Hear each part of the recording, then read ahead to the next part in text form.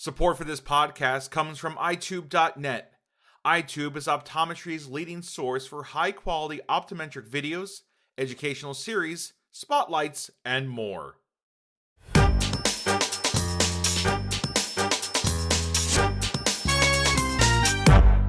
Hey, everybody, welcome to another episode of Collaborative Corner, the podcast, CCTPD, if I'm doing my abbreviations right. In fact, the guest that we have today has more initials after her last name than I think, honestly, if we were playing Wordle, I think, we would have pretty much almost every one of the big letters out there, but that's a separate story. We'll get to that in a second. Hey, we always kind of start off with what's new in optometry, and before we've talked a little bit about some of the new medications that are coming out. Well, yesterday, Alcon received approval for a new dry eye medication, and for those of us who've been keeping track, this is a TRP8 receptor, which medication which stimulates the TRP8 receptors, which is the cool receptor on the surface of the epithelium. What's exciting about that is that it actually helps to produce a complete tear by activating, that the lacrimal functioning unit as we describe it. It's got a tingly kind of experience to it. Really excited about it. So when they came out yesterday, the FDA gave them their PDUFA, which was supposed to be today, but it came out a day early. And the name of the medication is called TRP-TEAR. Did you see what they did there? TRP-TEAR, so TRP8 tears, TRP-TEAR. So it's going to be TRYPTYR, TRP-TEAR. So look for that. Probably you'll start hearing more about it. I think it's going to be kind of exciting medication. They got really, really good indications and good approval. So we're excited about that. But today, my guest is honestly something completely out of my wheelhouse. And the main reason why is because I'm not a healthy person. Yeah, I've got that skinny fat thing going on, and but people see me all the time. They're like, dude, I didn't know that you ate like, In-N-Out burger and you like totally dug like, French fries and pizza. I'm like, hails yes. So today we're going to be talking about ocular nutrition. We're going to be talking about just nutrition in general. And there's no other person, honestly, if you scour the internet, who has more knowledge than Dr. Julie Poteet. Julie is an optometrist. She's a MS. I think she has her Master's of Science in Human Nutrition, if I remember reading that properly. She also she got her Certified Nutrition Specialist in 2015, one of only a handful. It's almost like sommeliers for nutrition, of only a handful of optometrists, I think, in the country. And then she's also FOWNS. And the only thing I can think of that is that it has to do with the Ocular Wellness Nutrition Society. And as a past president, they made her emeritus. Did I get all that right, Julie? Yes, yeah. So Nailed it. I appreciate. I'm excited to be here, Mark. Thank you for having me, and yeah, it's an honor. No, well, let's dive in. Besides the fact that we're both graduates of the New England College of Optometry, I saw you on the Flora scene with Alan, and he commented about how he was a NECO graduate, and so am I. I want to start off this conversation quite simply. I feel that with so much bandwidth, with so many things we have to talk to patients about, it's the discussion about nutrition. How do you integrate that into your exam? And is it something that you feel you need to do every single time you talk to a patient? Do you feel like you need to just kind of keep reiterating it, or do you specialize that discussion? I actually, listen, we are spoiled as a profession with our wonderful imaging. We can image non-invasively the microvasculature on every patient. We show pictures of the retina. And I talk to patients, I show them that beautiful yellow spot that is the macula. And I say, you know what? You have entrusted me to keep you seeing well. And this is what the evidence is saying now that's going to boost eye health and keep you seeing well. And I share with them NIH, NEI data on food and nutrition. I never tell patients not to eat something. But I talk about the power of food and how amazing, the power of food is in mitigating the course of disease and keeping us seeing well. So I use retinal photography and retinal imaging as a teaching tool on every patient. You know, once I see something, I can't unsee it. I know that we have the tools and the information to preserve vision. So I can't not talk about it with every patient. I talk whether you're 5 or 95, I talk about eating vegetables. And I just incorporate that, with the exam. So You're in, what is it? You're in Georgia, right? I'm in Georgia, and my primary office is actually in Atlanta now. But I'm also in a town called Ackworth. So So what is the focus of your practice? Is it a general optometric practice? Is it focused more on the retina? Do you? oh, so we were a private practice, and that where I saw all the kids. I mean, I have a peds specialty, but I kind of see everyone. And my eye doctor bought us, and now it's a general practice. We see everyone. I have a dry eye specialty in my clinic, but it's all ages. It's everyone. And patients want to know. They want to know, what can I do to keep my eyes healthy? And so I share with them. What we can do to keep you seeing well. So you had commented before about, doing scanning of retinal images, and I want to put a pin in that because I want to come back to that. But if you go back even further, so for me, I see a lot of, younger patients who are thinking about having cataract refractive surgery or clear lens extractions. I see a lot of patients coming in with contacts or thinking about getting out of it. And the one thing that I feel we can't get past is what we do environmentally. So 30 years ago, when I graduated optometry school, we weren't doing this. We weren't sitting in front of a monitor. We weren't, scrolling. We weren't doing, dating online, which is, God, thank God we weren't doing that. Could you, oh my God, I would have had so many swipes, whatever. I don't even know which way it goes. It probably, truthfully, they probably just turned it off. They're just not even going to swipe. Oh. But it's like, how do you basically get around the fact that it's like, just by virtue of the way we live, travel, and everything else, that is like, how much impact can nutrition really make on that? Mark, are you seeing dry eyes in kids? I'm seeing dry eyes in kids. I never saw dry eyes in kids. Listen, the TFOS lifestyle report has said that poor diet is the second leading cause of dry eye disease, meibomian gland dysfunction. We know staring at screens, you and I were sitting and talking, we're blinking about 23 times a minute. But when we stare at a screen, it goes down to 7. Our ocular surface is drying out, meibomian gland drop out. And it's nutrition's part of the picture. And knowing this, how can I not mention it to patients? I explain to patients, hey, your ocular surface is inflamed, it's irritated, you're burning, it's water, your eyes are watering.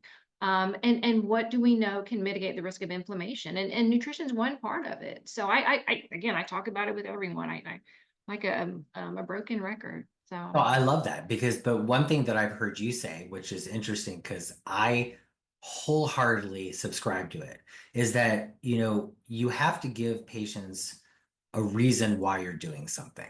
You have to give, absolutely. I know the WIFM is what's in it for me. Well, what's in it for me is I feel like I'm actually practicing what I preach, which is, trying to help people see better and maintain it. But what's in it for them, to me, that hook, I think, is fantastic.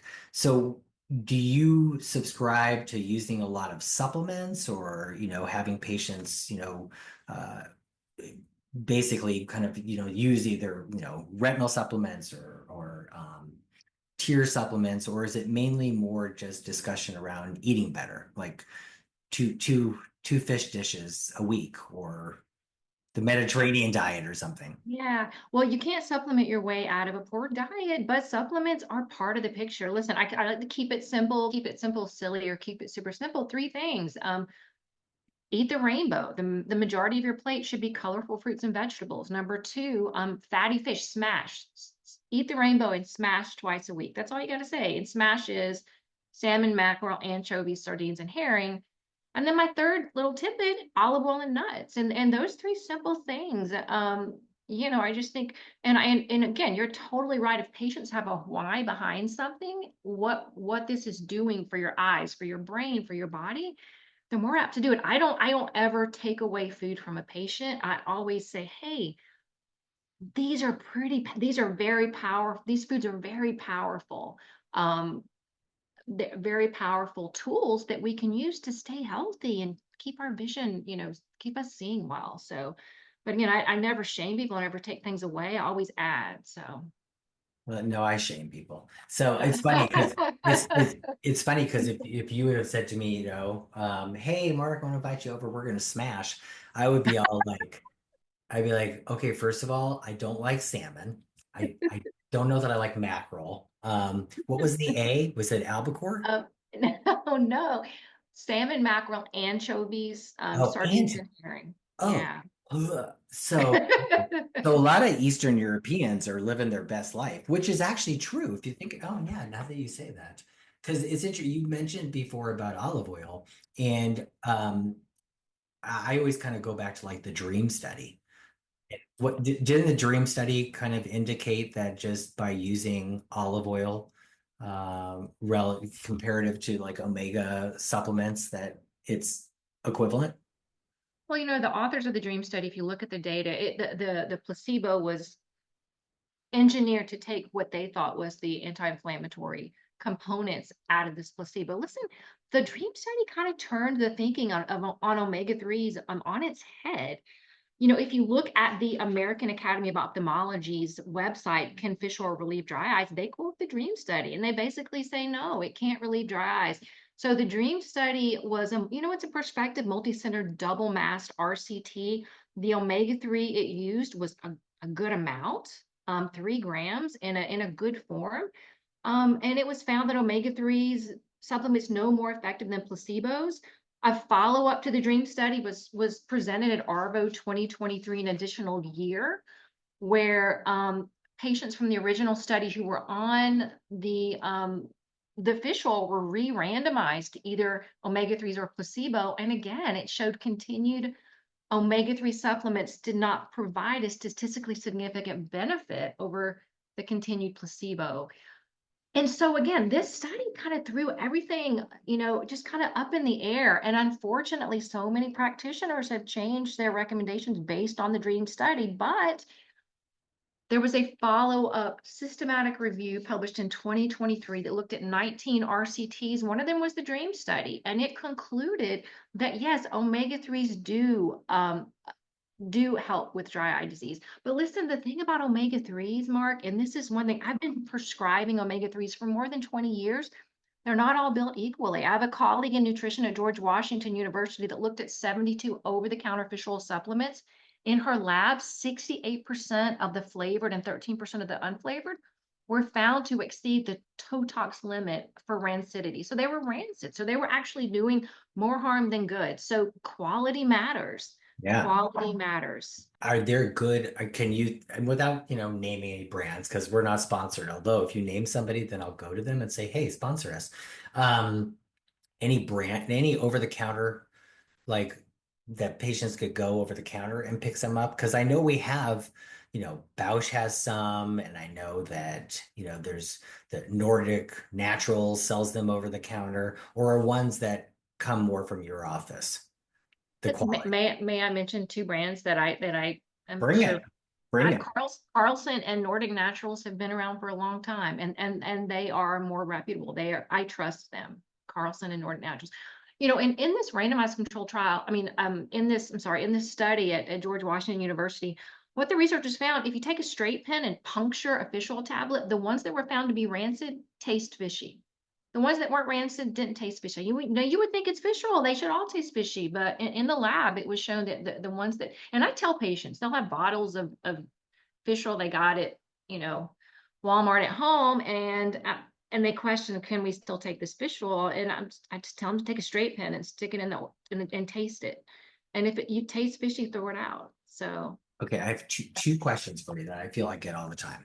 So along these same lines, one is, it's like, no, I really, advocate that you start using, some of these omega-3s. Here's one in particular. And then when a patient says to me, well, I eat a lot of salmon, or I have a lot of omegas in my diet, I don't need to do that. How do you respond to that? Because you said at the very beginning, you can't you can't supplement your way out of bad eating. But if somebody's telling me they're eating good, and yet I look at them and they're diabetic and, it's just they're kind of tipping the scales. And I'm like, I don't think you're eating good, but what can I say? How do you respond to those patients? We can measure omega-3s in the clinic, but listen, patients often come to me and say, I don't like fish. I'm just going to supplement with omega-3s.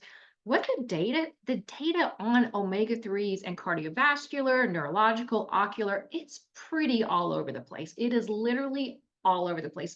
What is consistent in the literature is that the fatty fish itself, not the supplements, but the fatty fish itself, 2 times a week is extremely supportive for cardiovascular disease, neurological disease, ocular disease.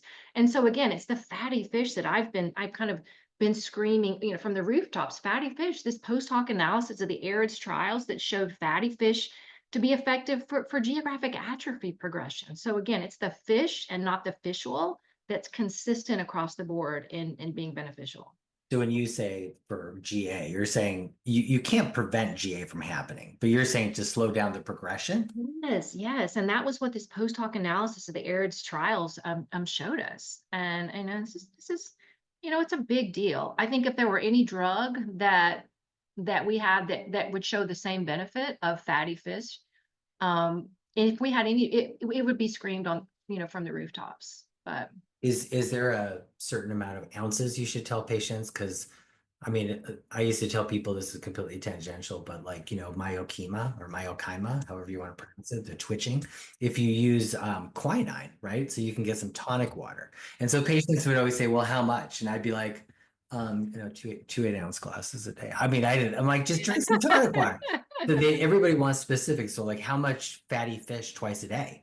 well, I mean, no, not twice a week, not twice a Oh, day, twice a week. Yeah, Yeah. yeah, twice a week. Well, there's like a deck of cards, like a serving. I mean, generally our servings in America, we eat a lot more than, but like maybe like the size of a deck The of size of cards. your fist? Oh, definitely. Yeah, I like that. yeah, just for a serving. So So I have another question for you. So there's products out now that you use for hydration. So it's interesting to me.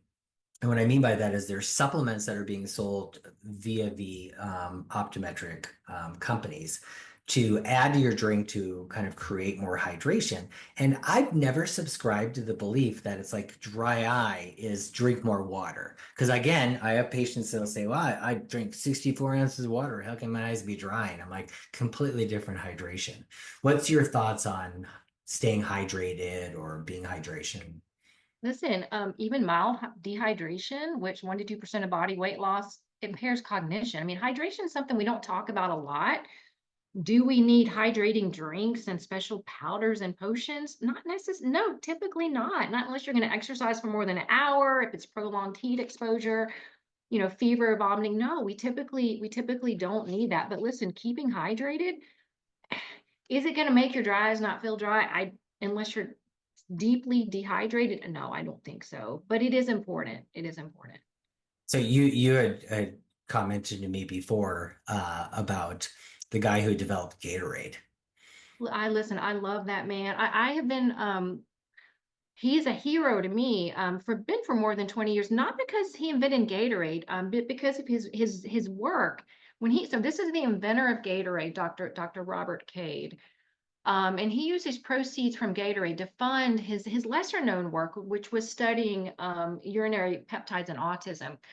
But in 1965, I'm sorry, you had me at urinary peptides. So I know. Well, he yeah. was a nephrologist. So Dr. Robert Cade is a kidney doctor, nephrologist.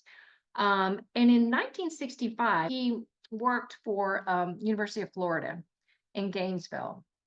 And one of the assistant football coaches came up to him and for the Florida Gators in 1965. He said, Doc, why don't football players wee after a game? So the coach's report about players suffering from heat-related illnesses during games led Dr. K to recognize the electrolyte imbalance and dehydration. So that hence their forth in K's lab, he started to studying the urine and urinary output of these football players, and he developed Gatorade. So we can thank Dr. Robert Cade, brilliant brilliant doctor, brilliant autism researcher as well, which nobody knows as much about. But he's the inventor of Gatorade, and because of his work with the University of Florida Gators, that's where we now have Gatorade. So I feel like we could just keep talking because I said I started this by being a naysayer.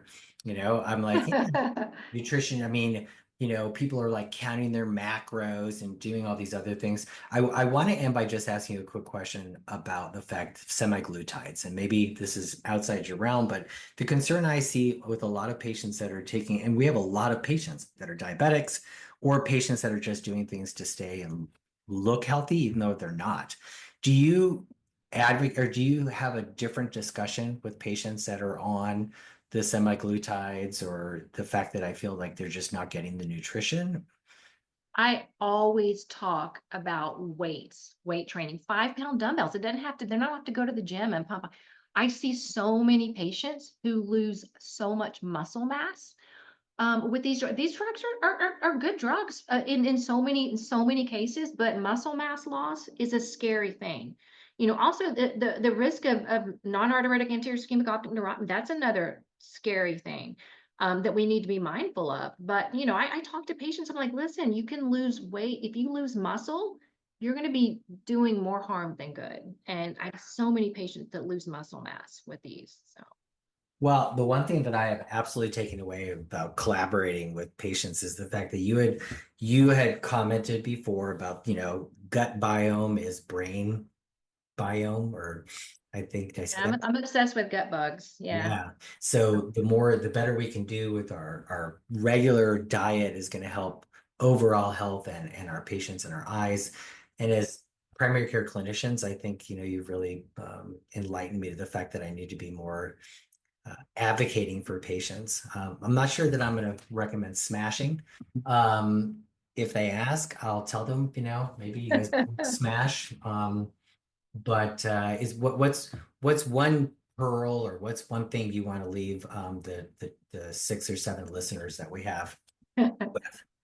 Listen, caring for sight, helping people see, it's a huge privilege. We change lives. We change lives. I used to take it for granted. I don't take it for granted anymore. And I love our profession and I love what we do. So, and I thank you for all your work. No, are you still part of the Optometric Wellness Nutrition Society? Ocular Wellness and Nutrition Society. Yes, yes, I So am. if people want to learn more about this or gain, read some of the studies and the NIH data that you're talking about, where would be Well, so the Ocular Wellness and Nutrition Society is an excellent resource. The American Nutrition Association is an excellent resource as well. So. great, great. Well, Dr. Poteet, Julie, as you may, phenomenal. Really appreciate all of your work and everything you're doing. And again, I'm going to go into the lane right now and I'm just going to look at this person and I'm going to say, do you have any gummy bears? Throw them away, or give them to me. So thank you. And thanks everybody for listening. And we'll hit you guys up next month with another podcast.